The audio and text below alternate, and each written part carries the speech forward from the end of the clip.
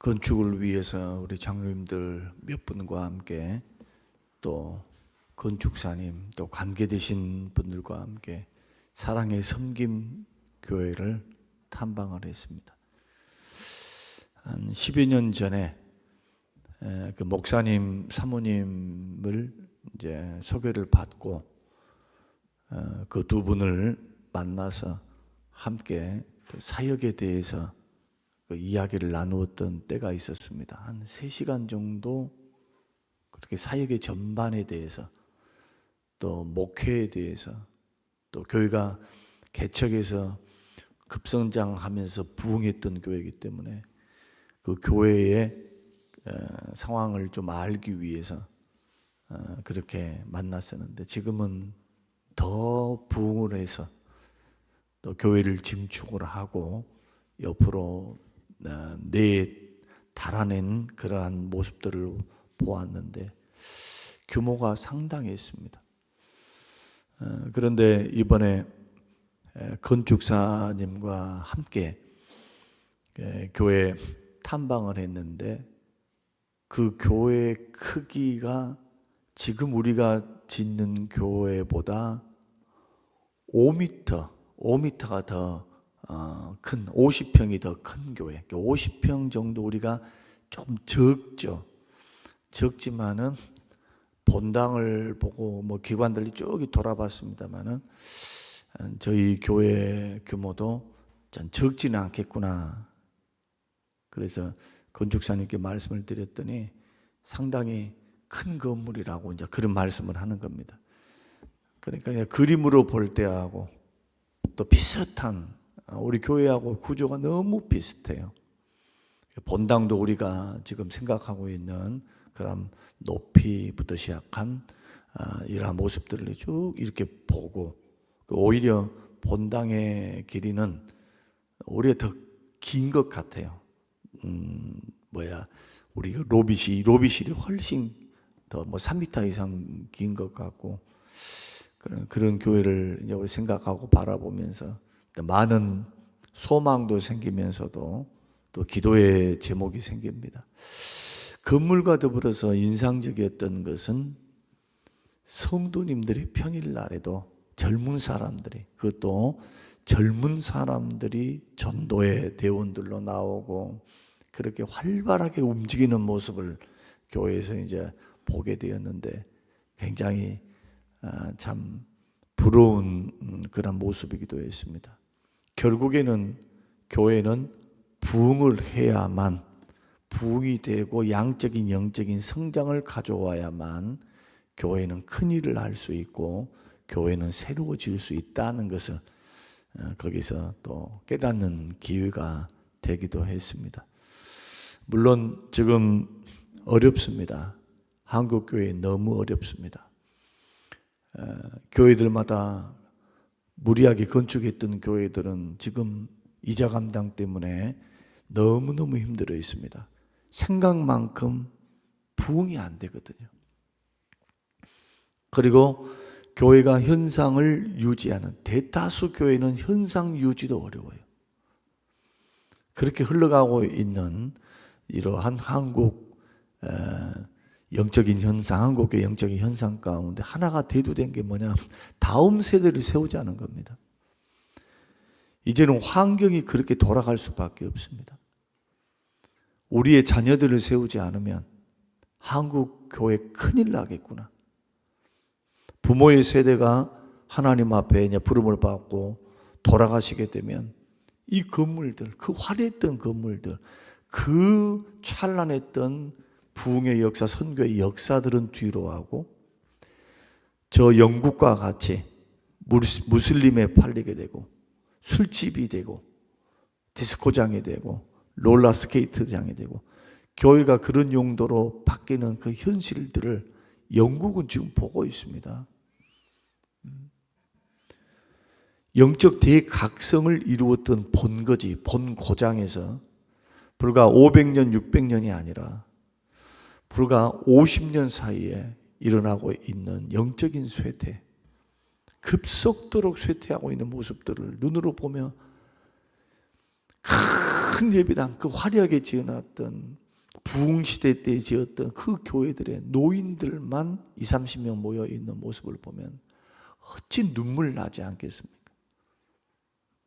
앞서 갔던 스펄전, 로이드 존스, 조나단 에드워드, 그 유명한 존 낙스, 종교 개혁을 이루었던 그 수많은 영적 대각성과 부흥을 이루었던 존 웨슬레, 수도 없는 위대한 하나님의 사람들이 영국에서부터 출발을 했습니다.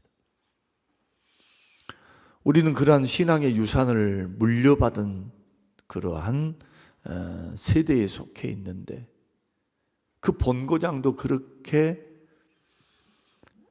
쇠퇴할 수 있다면 지금의 대한민국 한국교회를 바라볼 때 우리가 어느 정도로 깨어 있어 믿음의 유산을 물려줘야 하는가? 영국은 다문화 종교가 되었습니다. 다문화 지역이 되어 있고, 그리고 영국의 많은 경우 무신론, 자연신론, 성경을 무시하고 믿지 않는 그러한 현대주의가 굉장히 팽배했기 때문에 이 믿음의 대가 이어져 내려가기가 너무 어려운 겁니다. 현대 철학부터 시작해서 현대 신학, 그리고 자연주의, 과학주의, 진화론은 두말할 필요도 없고, 진화론도 영국 사람에 의해서, 다윈에 의해서 주창되었던 그러한 이론이죠, 이론. 그런 복잡한 영적인 현실들을 보고 있는 겁니다.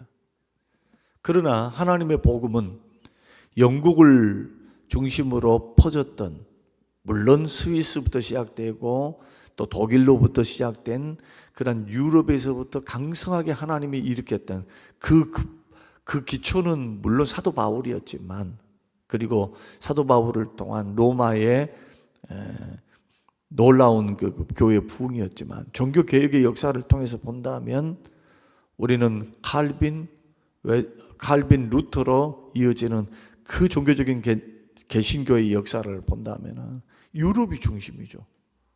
미국이 아니고, 영국과 독일로부터 시작됐던, 스위스로부터 시작됐던 이러한 역사들이 미국으로 건너서, 미국에서 중국으로, 중국에서 한국으로 들어오는 그 루트, 복음의 루트를 곰곰이 생각해 보면 이게 성령님의 역사, 복음전도의 역사인 것만큼은 사실이고, 그 민족이 어떻게 하나님 앞에 복음에 반응했는가에 따라서 일본도 됐고 중국도 됐고 그 다음에 대한민국이 되는 겁니다. 그리고 복음전도와 더불어서 가장 중요한 게 정치입니다. 정치. 저와 여러분들이 정치를 과소평가해서는 안 되고, 나라와 민족을 위해서 기도를 많이 해야 합니다. 정치에 의해서 북쪽은 공산주의 일당 독재 체제로 가고, 그리고 교회를 말살하는 일들이 일어나고, 남한에서는 민주주의가 꽃을 피우고 기독교의 이념이 그대로 미국의 수정헌법에 들어가 있는데, 그 수정헌법을 기초로 해서 우리의 헌법을 세운 겁니다. 그러니까 우리가 모르는 사이에 기독교의 문화, 그 문화가 들어와 있는 겁니다. 정신이 들어와 있어요. 그리고 어려운 과정을 다 겪고, 교회는 핍박과 고난과 무슨 유신체제, 독재체제, 군정, 이런 파란만장한 어려움 속에서 교회도 함께 어려움을 당하면서 성장해오는 이 모든 과정들을 보십시오. 그리고 오늘날 대한민국에 하나님의 엄청난 물질적인 부흥, 군사적인 강성함 주셨는데, 거기에 비례해서 영적인 부분들은 너무너무 쇠락해 가고 있는 모습들을 보게 됩니다. 신앙이 형식이 되어져 가요. 이 신앙이 중심이 되는 게 아니라, 하나님이 중심이 되는 게 아니라 그 뜻과 그 의를, 그 나라를 구하는 것보다도 세상 나라를 구하고 세상의 복을 구하며 하나님보다도 다른 것들을 더 의지하며 걸어가고 있는 모습은 흡사 이스라엘 백성, 이스라엘 시대의 사사기 시대의 끝물이었던 이 사무엘 시대를 연상하게 한다는 겁니다. 2000년 교회 역사에서 흥망성쇠를 다 가져왔습니다. 교회도 마찬가지예요. 그 나라가 영원히 부흥한 나라는 없어요. 영원히 패권을 가진 나라도 없습니다. 역사를 읽어보십시오. 그리고 기독교 역사도 마찬가지입니다. 영원히 꽃을 피우는 나라는 없습니다. 흥망성쇠를 겪었습니다. 여러분, 그런 시대에 우리가 놓여 있는 겁니다, 지금. 그러니까 쉽게 말하면 나라의 환경이 어떻든, 신앙의 환경이 어떻든, 우리에게 주어진 여건이 어떻든, 시대가 어떻게 흘러가든 그 시대를 붙들고 역사의 수리바퀴를 쥐고 계시는 하나님은 불변하시는데 삶은 유동적이더라는 겁니다. 언제 공산주의가 되려는지, 언제 전쟁이 일어날는지, 이렇게 평화로운 시대가 있으면서도 내란이 일어날는지, 어떤 변수가 일어날는지 모르는 시대 가운데 우리에게 주어진 사명은 딱 한 가지입니다. 믿음을 지키는가? 그럼에도 불구하고 신앙으로 이겨나가는가? 부유했을 때 사람들이 무신론에 빠지고 사람들이 세상을 사랑하고 더 좋아하고 돈을 더 좋아하고 걸어가는 그때에도 나는 그리스도를 믿는 믿음 안에서 목적에 이끌려 믿음으로 인생을 살아낼 수 있는가? 그 시대의 흐름에 떠내려가지 않고 그 악한 세대, 하나님을 인정함이 없는 세대, 하나님의 뜻이 무시되는 세대, 하나님보다도 돈을 더 좋아하고 쾌락과 즐거움을 더 좋아하는 세대, 예수님이 말씀하셨던 대로 노아의 때와 같다, 롯의 때와 같다. 이것이 마지막 때에 일어나는 사람들의 삶의 모습이다. 하나님을 인정함이 없어요. 계산함이 없어요. 심판이 있다는 거 생각도 않습니다. 그때에 심판이 임하고 종말이 임했던 것처럼 인자의 임함도 그러하리라. 누가복음 18장에서는 인자가 다시 올 때의 세상에서 믿음을 보겠느냐. 그러니까 결국 뭔 싸움입니까? 마지막까지. 시대가 어떻든, 잘 살든 못 살든, 평화의 시대든 아니면 전쟁의 시대든 고난의 시대든 아니면 번영의 시대든, 그런 시대를 우리들이 이러니까 이렇습니다라고 판단 내리기 전에 어떤 환경, 어떤 여건 속에서도 하나님을 인정하고 살아계신 그 주님을 바라보고, 부요할 때도 부요함에 자기 마음을 뺏기지 않고, 고난과 역경이 있을 때 고난과 역경에 압도되어서 하나님 어디 있냐고 하면서 뒤로 물러가지 않고, 내가 만난 주님, 나를 구원하신 주님, 나를 위해 십자가에 죽어주신 주님, 나에게 먹을 것, 입을 것, 쓸 것을 공급하시며 영생에 대한 약속을 주시며 천국과 상급에 대한 약속을 주시며 우리를 도전하시고 은혜 베푸시는 그 성령의 역사 앞에 나는 오늘 어떻게 살아가야 하느냐, 이 시대를 어떻게 살아가야 하는가, 보이는 눈앞에 보이는 것만 막 쩔쩔매면서 살 것인가, 아니면 그때 한 이념, 뜻, 비전 좋습니다. 목표 좋아요. 뭘 바라보고 나는 오늘 하루의 삶을, 우리의 인생을 만들어가고 세워가야 하는가? 이 부분을 계속해서 히브리서를 통해서 우리가 배우고 있는 겁니다, 지금. 여러 믿음의 사람이 있지만은 사무엘을 통해서는 너무나 할 말들이 많아요. 그러나 대표적으로 미스바의 역사를 좀 생각해 보려고 합니다. 여러분, 서두에 꺼냈던 영국, 독일, 그리고 한국의 상황, 그리고 흥망성쇠, 나라도 그렇지만은 신앙도 흥망성쇠를 가져옵니다. 왜 이렇게 불안전할까요? 사람이 불안전하니까 그래요. 사람이 불안전해. 변덕이 너무 많아요.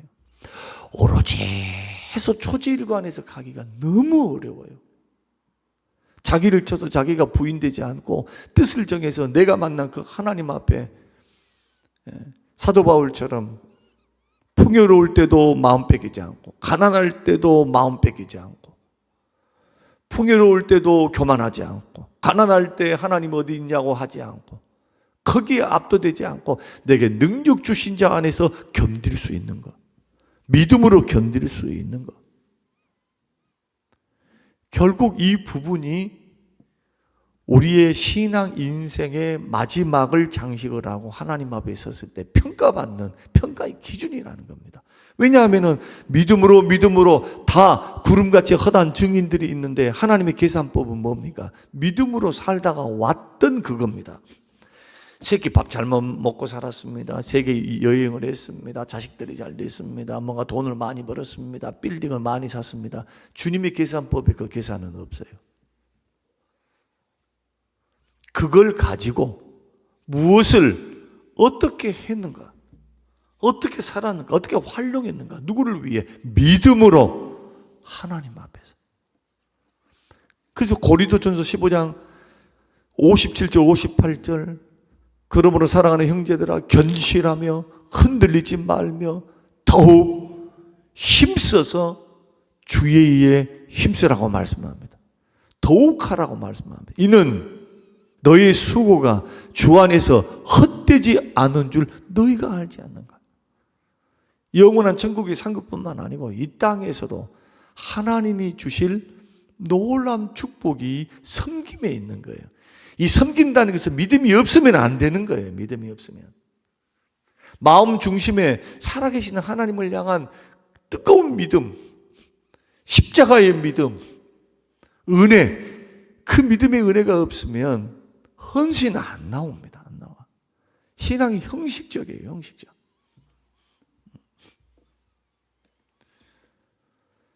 그래서 우리가 오늘 잠깐 살펴볼 내용이 미스바입니다.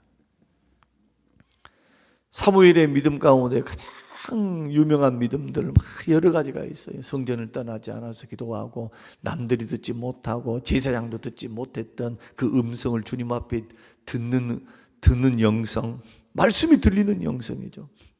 거기에다가 그의 처소와 잠자리는 성전입니다. 하나님이 저를 떠나지 않아요. 엘리는 자기 집에서 자기 방에서 자고 있을 때 사무엘은 성전에서 잠을 자면서 하나님의 음성을 듣고 거기에다가 사무엘을 가만히 한번 들여다보세요. 말씀대로 삽니다. 말씀대로 살아요. 자기가 말했던 하나님으로부터 받았던 그 말씀을 전파하는 대로 살아요.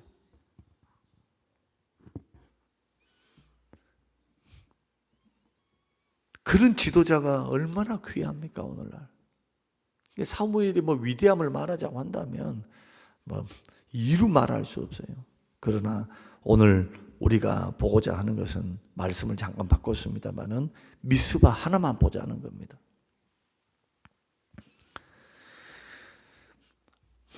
사무엘이 하나님의 부름을 받고 사사 겸 선지자 겸 제사장 겸 세 가지를 다 겸한 지도자로 하나님의 부름을 받습니다. 어려서부터 하나님이 선택하신 겁니다.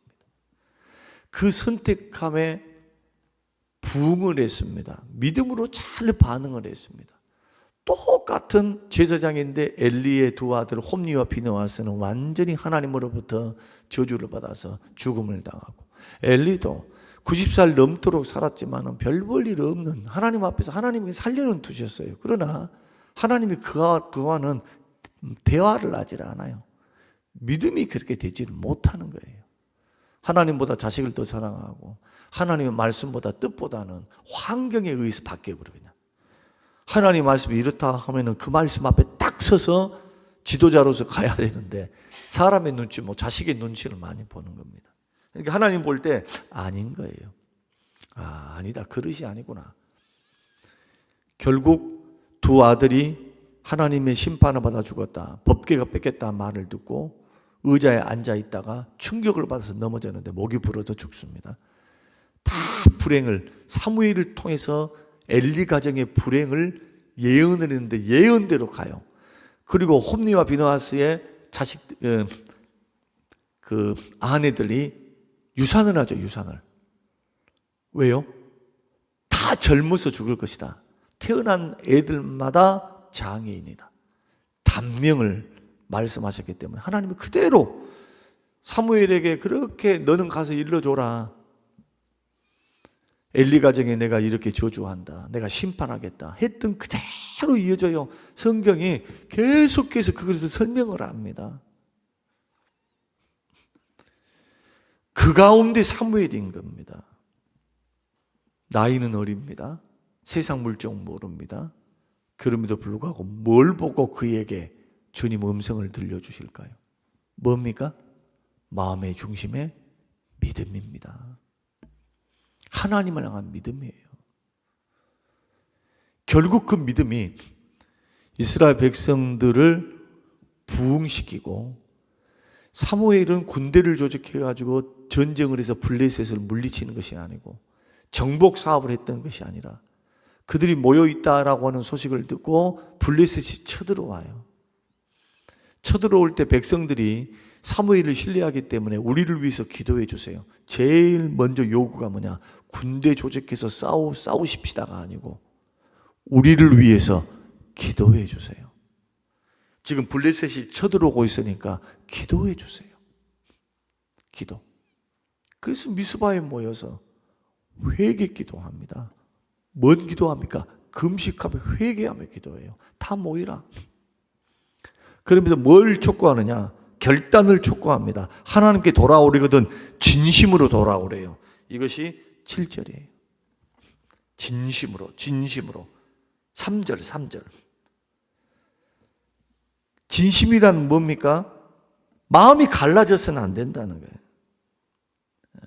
섬기는 일에 있어서 모든 일의 우선이 뭐냐? 마음이 전심으로 하나님을 향하라는 겁니다. 마음을 여호와께 향하여 그만을 섬기라. 이방 신들과 아스타롯을 너희 중에서 제거하라. 그리하면 너희를 블레셋 사람의 손에서 건져내시리라. 이건 뭡니까? 이것은 신앙의 확신이며 약속입니다. 그러니까 우리의 문제 해결 이전에 먼저 선행돼야 될 것이 있다는 거예요. 우리들이 그렇게 소원하는 거, 막 인생의 위기가 닥치고 어려움이 닥치고 문제가 터져서 이제는 죽게 생겼구나. 블레셋은 강력한 군대이니까. 오늘날 우리의 블레셋은 뭡니까? 질병일 수 있어요. 오늘날 우리의 블레셋은 뭡니까? 가난일 수 있습니다. 풀리지 않은 문제일 수 있어요. 하나님께서 남겨두신 문제. 여러분, 어느 것 하나라도 하나님 허락 없이 이루어진 일들이 어디 있습니까? 우리는 우연으로 보지 않습니다. 그걸. 참새 한 마리가 하늘에 날다가 나 죽었다 하고 뚝 떨어지는 것을 참새가 심장마비로 죽어버렸구나.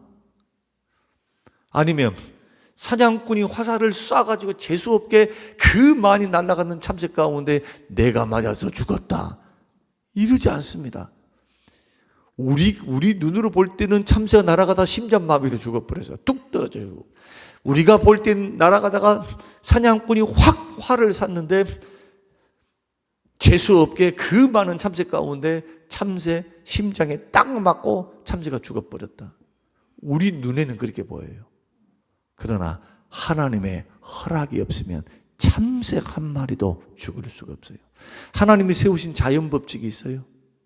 인과율의 법칙, 원인과 결과의 법칙. 하나님이 세우신 일반 원리가 있다니까요. 이 지구상의 우주 만물을 움직이는 질서, 하나님이 세우신 질서. 그러나 또한 그 배후에서 우주 만물을 붙들고 계시고 인생의 생사화복을 주관하시며 우리 인생을 섭리하시고 간섭하시는 주님이 계세요. 복 줄 자에게 복을 주고 은혜 줄 자에게 은혜를 주며 믿음으로 반응한 자에게 약속대로 하나님이 전능하신 하나님이 하나님 되심을 드러내시고 뭡니까? 믿음으로 주의 약속을 신뢰하며 태도와 삶의 방향성을 정하는 겁니다. 이것은 누가 못합니다. 자기가 해야 돼요. 하나님 말씀을 듣고 삶을 해석해내는 겁니다. 중요합니다. 자, 하나님의 말씀 앞에서 내가 처해 있는 삶을 해석할 줄 알아야 돼요. 믿음으로. 진단을 잘해야 된다는 거예요. 진단. 여러분 병원에 가면 왜 여러 병원을 가봐야 됩니까?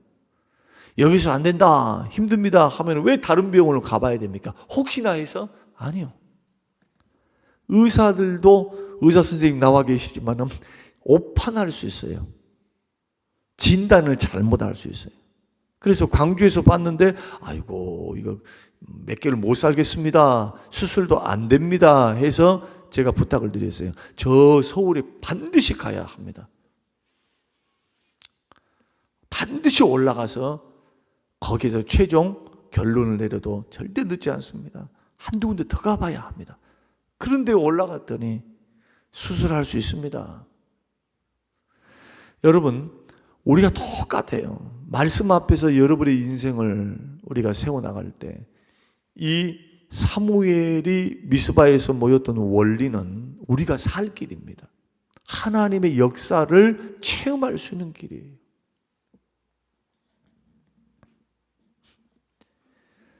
하나님을 섬기려면 전심으로 섬기고, 제거하려면 하나님을 섬기는 일에 방해되는 것들은 제거해야 돼요. 이런 헌신이 없이 어떻게 주님을 섬긴다 아닙니까? 할 것 다 하고 놀 것 다 놀고 잘 것 다 자고 먹을 것 다 먹고 자기 삶의 우선순위를 막 그렇게 일할 것 다 하고 어떻게 섬겨요? 희생 없이, 헌신 없이. 그럴 수는 없는 겁니다. 우리 인생과 삶에 누가 들어서 있는가? 누가? 일인가 돈인가 사람인가 뭐 노는 건가 취미인가 뭔가? 하나님인가? 이게 중요합니다. 이게 여러분의 인생 짧습니다. 할 일은 많고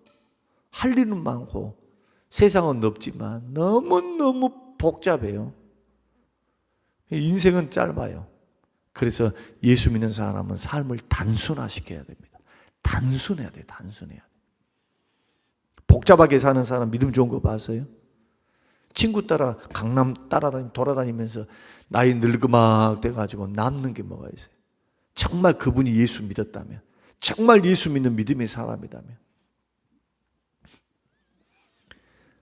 그러면서 뭐라고 말씀하느냐? 그만 섬기라. 하나님만 섬기라. 그래서 복 받는 비결이 어디 있느냐? 주님 섬기는 데 있습니다. 절대로 이 길은 헛되지 않습니다. 우리 수고가 절대로 헛되지 않아요. 하나님 다 계산해요. 심는 거예요, 심는 거. 신앙생활 하면서 그런 마음을 갖는 사람들이 얼마나 있을까? 심는다는 거, 기도도 심는다는 거. 여러분 돈 좋아하잖아요. 복 받기 좋아하잖아요. 그런데 이것이 돈 되는 일이 아니다 해서 이것은 복 받을 일이 아니야 라고 생각하시는 분들이 의외로 많아요. 그리고 이러한 계산법을 기복주의라고 말씀하시는 분들이 너무 많아요. 기복주의는 뭐냐? 복만을 추구하는 거예요. 성경적인 복은 뭐냐? 하나님을 섬기면 하나님이 약속하셨다. 말씀대로 섬기면, 순종하면 하나님이 열어주시고 하나님이 축복하신다. 성경적인 복이에요. 하나님의 약속인 겁니다. 오늘 이 새벽, 이 아침에 우리가 하나님을 섬겨가는 과정 속에서 회개할 것, 버릴 것, 섬겨야 할 것, 분명하게 여러분 태도를 분명하게 하셔야 합니다. 남들은 저렇게 하던데요. 뭐라고 남들을 봅니까? 하나님 앞에 자기가 서 있어야지. 본을 따르려면은 잘 믿는 사람들, 그리고 복 받는 사람들, 그 후대가 어떻게 세워져 가는가를 보고 하나님은 보상하시는 분이구나, 하나님 은혜 주시는구나, 하나님 안에 만복이 있구나, 주님 안에 생명이 있구나. 설령 주님이 물질의 복 주지 않고 건강의 복을 안 주신다 해서 우리가 저주받은 사람들입니까? 그렇지 않습니다. 영생과 영원한 상급을 보장받았어요. 그날에 우리에게 주실 상급이 있습니다. 칭찬이 있습니다. 영원한 천국이 있습니다. 더 큰 상급은 하나님이 우리의 영원한 지극히 큰 상급이 되십니다. 하나님이 상급이 되세요. 이런 확신을 가지고 여러분의 주어진 그 삶 속에서 일어나는 일들을 해석을 잘 하십시오. 해석을 원망 불평으로 아니면은 뭐 헛된 것으로 해석을 해버리면 그 길로 걸어갈 거예요. 그러나 이것을 믿음으로 해석하며 걸어가면은 기도가 될 거예요. 더 하나님 신뢰할 거라는 거예요. 기대하면서 소망하면서 하나님 피할 길을 주시리라. 하나님 축복하시리라. 하나님 영광 받으시리라. 하나님 역사하시리라. 이런 믿음으로 여러분 믿음의 길을 잘 걸어가셔서 지금 고난을 당하고 있으면 하나님 만날 절호의 기회인 겁니다. 이때 만나야지 언제 만나요? 언제? 더 기도하셔야 돼요. 더 주 바라보면서 삶을 고치셔야 돼요. 그러지 않았다 할지라도 겸비하는 거예요. 겸비. 하나님 앞에 다 겸비하면서 마음으로 하나님을 바라보고 이제는 막 이것도 말하고 저것도 말하고 이것도 저것도 말하고 미래 어쩌고 저쩌고 했던 그것들보다도 더 눈앞에 계시는 하나님을 딱 바라보면서 하나님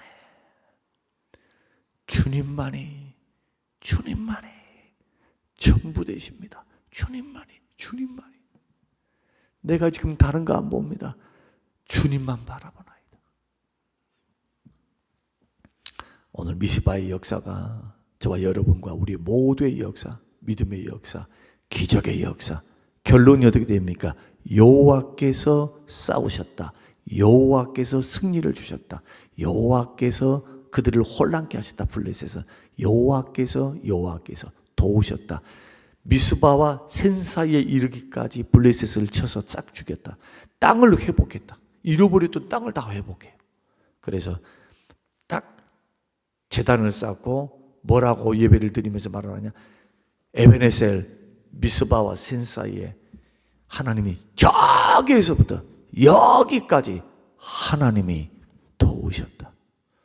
이런 간증들이 믿음의 역사를 통해 저와 여러분의 가정과 교회와 개인 안에 이루어지시는 놀라운 축복, 이런 축복이 임하시기를 주님의 이름으로 축복합니다. 하나님 아버지 감사합니다. 고맙습니다. 믿음을 주시옵소서. 주를 바라보다가도 자꾸 옆을 쳐다봅니다. 사람을 바라봅니다. 감사의 믿음의 선포보다, 소망의 선포보다 원망하고 불평하고 짜증내고 우리 마음이 먼저 무너지지 않도록 하나님 붙들어 주시옵소서. 기도로 이기게 하여 주시옵소서. 끝까지 주를 소망하게 하옵소서. 합력하여 선을 이루어 주실 줄로 믿게 하옵소서. 치료하시고 복 주시고 열어주시며 하나님의 때에 우리를 세우실 것을 확신하며 오늘 주를 섬기는 것 포기하지 않게 하시고 우선순위를 분명히 하고 그만 섬기며 주님만 바라보며 우리 인생과 삶을 만들어갈 수 있는 믿음의 결단도 주님 우리에게 허락하여 주시옵소서. 우리 마음속에 있는 믿음의 중심이 흔들리지 않고 주를 바라보며 어떤 환경 속에서도 믿음으로 반응하며 감사로 승리하며 걸어가도록 축복하시고 주여 도우시옵소서, 열어주시옵소서, 치료하시옵소서, 복을 주시옵소서. 감사드리오며 예수님 이름으로 기도합니다. 아멘.